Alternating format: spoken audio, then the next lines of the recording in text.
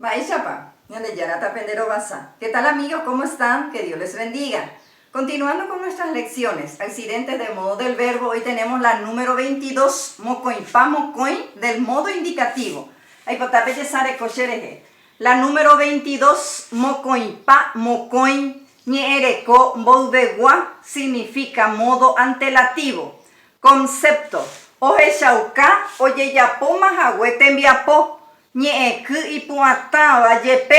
Que traducido quiere decir, el modo antelativo indica que la acción se realizó en forma previa. Su partícula yepe es tónica. Yepe significa antes, aún, hasta. Tenbiaishara, ejemplos. El primer verbo que tenemos, yerure, es un verbo oral que significa pedir. Tenemos los pronombres personales terarangüete, she, de, jae, ñande, ore, pe, jaecuera. Las partículas de número y persona, pa, pu, ja, abaite, a, re, o, ya, ro, pe, o. En ñande se usa ya porque el verbo es oral. Se le agrega el lexema o verbo, en este caso yerure, y la partícula del modo antelativo yepe, y se conjuga así. She a yerure yepe, dere yerure yepe, jae o yerure yepe, ñande ya yerure yepe, orero yerure yepe, peepe yerure yepe, jaecuera o yerure yepe, que traducido quiere decir, yo le pedí antes, tú le pediste antes, él le pidió antes, nosotros le pedimos antes, nosotros le pedimos antes. Ustedes le pidieron antes. Ellos le pidieron antes. Nos vamos en el segundo verbo. Me es un verbo nasal que significa dar. Nuevamente los pronombres personales. Terarangüete. Las partículas de número y persona. Pa, puja, abaite. En ñandé se usa ña porque el verbo es nasal. Se le agrega el verbo, en este caso me, y la partícula del modo antelativo yepe, y se conjuga así.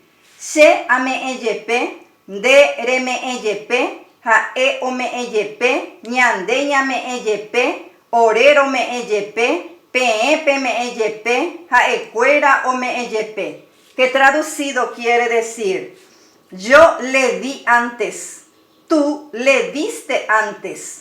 Él le dio antes, nosotros le dimos antes, nosotros le dimos antes, ustedes le dieron antes, ellos le dieron antes.